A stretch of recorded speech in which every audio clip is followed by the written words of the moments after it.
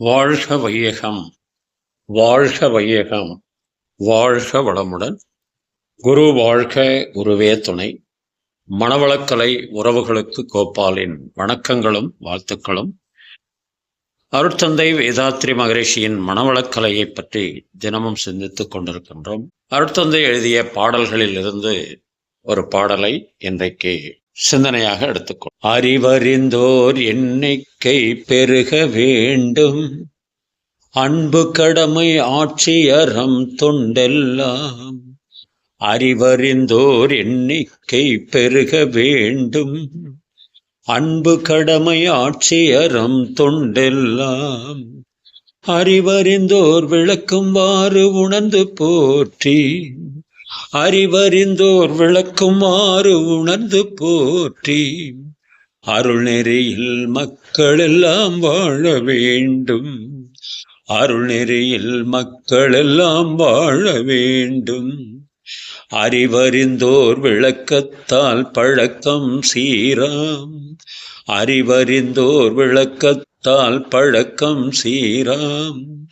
அறக்கல்வி குழந்தைகட்கு கிட்ட வேண்டும், அறக்கல்வி குழந்தைகட்கு கிட்ட வேண்டும். அறிவறிந்தோர் அகன்ற கருத்தில் உதிக்கும், அறிவறிந்தோர் அகன்ற கருத்தில் உதிக்கும்.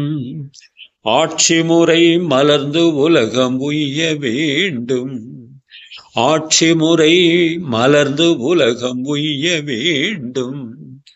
வாழ்க வளமுடன். அருட்தந்தை வேதாத்ரி மகரிஷி நிர்மாணித்தது அறிவு திருக்கோயில். அறிவேதான் தெய்வம் என்றார் தாயுமானார்னு ஒரு கவியின் மூலமாக ஏற்கனவே அறிவுதான் தெய்வம் என்று உணர்த்தி இருக்கிறார்கள்.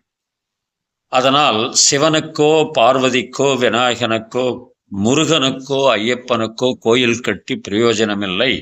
ஏனென்றால் பல தலைமைகளாக அவற்றையெல்லாம் வழிபட்டு கொண்டும் மீண்டும் மனிதன் தன்னுடைய பழக்கத்தின் வழியாகத்தான் வாழ்க்கையை நடத்தி கொண்டிருக்கிறானே தவிர விளக்கத்தின் வழியாக வாழ்வதற்கு அவனுக்கு துணிச்சல் இல்லை என்ற அடிப்படையில் அறிவுக்கு திருக்கோயிலை நிர்மாணித்தார் அருட்தந்தை வேதாத்ரி மகரிஷி.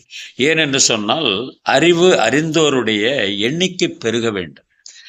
அறிவு அறிந்தோருடைய எண்ணிக்கை பெருகினால் அன்பு, கடமை, ஆட்சி முறை, அறநெறி வாழ்க்கை, தொண்டு இவற்றையெல்லாம் அறிவறிந்தோர்கள் விளக்குகின்ற வகையில் அமைந்திருக்கிறது அருட்தந்தையினுடைய தத்துவங்கள்.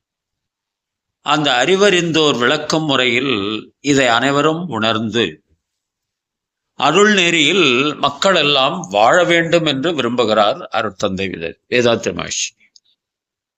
அறிவறிந்தோர் விளக்கத்தால் பழக்கம் சீராயிடும்.